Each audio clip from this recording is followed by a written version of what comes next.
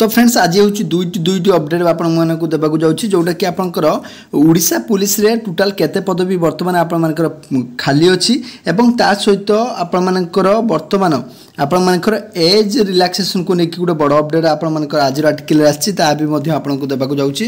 जोटा कि फास्ट रही आपंकर खूब शीघ्र पूरण हो 93,000 पदवी खाली पड़ी 34,000 सरकारी पदवी सरल हो नियुक्ति प्रक्रिया आपण पूर्व नोटिस अनुसार आप नोटिफिकेशन देकी मुझे डिस्कसन करी एथिरे वर्तमान सुधा आपंकर 1,34,667 पदवी खाली पड़ी से 93,524 पदवी पूरण कर 80,173 पदवी पूरण पर आपण प्रक्रिया आरंभ विभिन्न नियुक्ति एजेंसी को दायित्व दिखाई अर्थात आपंकर 1,34,000 रु 93,524 पूरण हो से 80,173 पदवी एजेंसी को दिगला आपण नियुक्ति प्रक्रिया सरल कृत हम और जो गुड़ाक आवश्यक से गुड़ाक बाकी गुड़ाक आपंकर बाहर कर दिया तेणु नियुक्ति प्रक्रिया किभली सरल कर 7 दिन जनइबा विभिन्न विभाग को साधारण प्रशासन विभाग परामर्श मागी अर्थात आपंकर सबू विभाग को परामर्श मागी किपर 7 दिन मध्य आपण मैंने कहतु कि आपंकर जो डिपार्टमेंट जो वैकेंसी बाहर कौ गुड़ाक रखिले भल कौ गुड़ाक न रखिले भल कौन सुविधा अच्छी कौन असुविधा अच्छी और ता सहित आपंकर गत 3 मुख्य सचिव मनोज आहूजा अध्यक्षतार अनुष्ठित समीक्षा बैठक राज्य में खाली पदवी पूरण पर निष्पत्ति निया विद्यालय गणशिक्षा विभाग सर्वाधिक 57,433 पदवी खाली पड़ी स्वास्थ्य विभाग में 28,794 पदवी गृह विभाग में 9,649 यही गृह विभाग में 9,649 पदवी खाली पड़ी आपंकर ये ओडिशा पुलिस एसआई अच्छी आईआरबी अच्छी ओएसएफ आईआरबी अच्छी एवं ता सहित आपंकर जो डिस्ट्रिक्ट पुलिस अच्छी ता सहित आपंकर जो रही एक्साइज कांस्टेबल रही एवं कम्युनिकेशन कांस्टेबल रही कम्युनिकेशन एएसआई रही यही सब वैकेंसी गुड़िक मिसिकी 9,649 रु पदवी गुड़िक रही एगुड़िक खूब शीघ्र बाहर कर कहीं आप 7 दिन मध्य आपंकर मगा जाइए प्रत्येक विभाग को आपंकर वैकेंसी और ता सहित कौन सुविधा असुविधा वैकेंसी केते परिमाण रही सबकि मागिची तो 7 दिन मध्य आपको जना पड़ और 4 तारिख दिन आपंकर ये मीटिंग कंडक्ट होता है 4 तारिख 7 दिन मध्य भी होची आपंकर 11 तारिख भितर आपंकर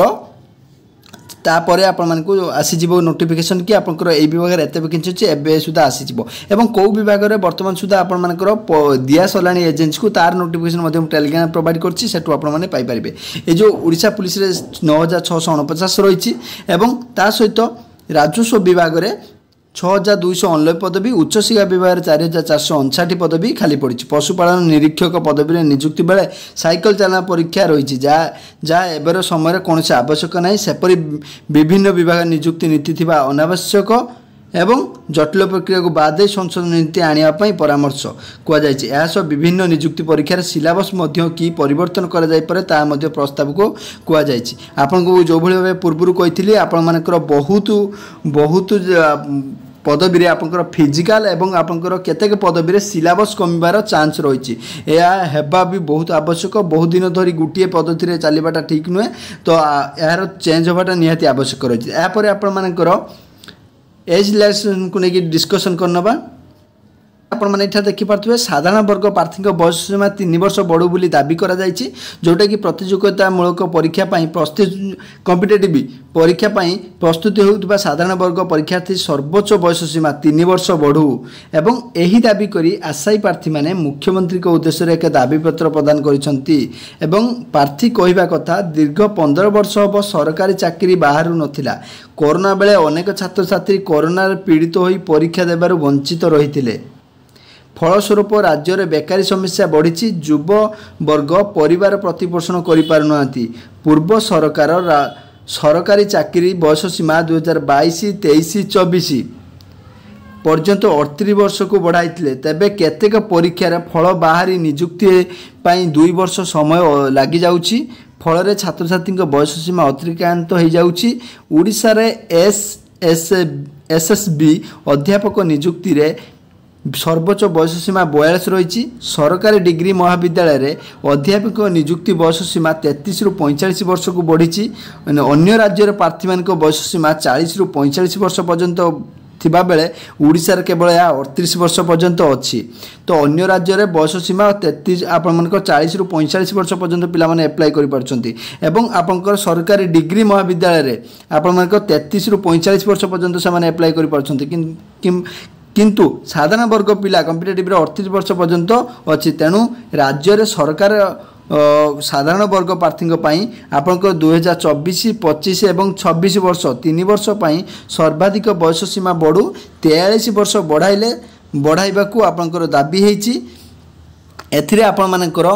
सरकार को दाबी करा जाउची प्रत्येक थर मध्य ओडिशा पुलिस ठू नहीं कि अलग आपण मानकर डिपार्टमेंट रे जो 38 वर्ष को बढ़ी ताकू आपण वर्तमान 43 वर्ष को बढ़ाया कहा जाउची एवं ओडिशा पुलिस रे जो बड़ी भाबे आपण माने जानिछंती आपनकर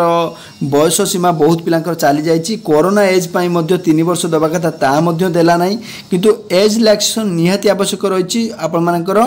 जो कॉम्पिटिटिव एग्जाम पई मोस्ट इंपोर्टेंट रहिची काहे ना ओडिशा पुलिस पई मोस्ट इंपोर्टेंट एथि कि ओडिशा पुलिस रे आपण मानकर एज रिलैक्सेशन दउनी अदर डिपार्टमेंट रो ओडब्ल्यूएससी हो ट्रिपल एससी जा भी हो एज बढ़े कि आपनकर 38 वर्ष एवं रिलैक्सेशन पाई कि पिला माने 43 वर्ष पर्यंत वर्तमान अप्लाई करि पारछन किंतु ओडिशा पुलिस रे मोस्ट इंपोर्टेंट रहिछि एज रिलैक्सेशन मिलबा निहाती आवश्यक रहिछि एवं ताकू नै कि वर्तमान आपनकर बयस सीमा बढ़ू बोली आपण मानकर आरंभ हेलानी आपण मानकर तो निश्चित भाबे आगो को वैकेंसी आसीबार अछि। तो एज रिलैक्सेशन मिल गले बहुत पिला फलप्रद पाई परिबे जे कि से माने अप्लाई मध्य करि पारिबे।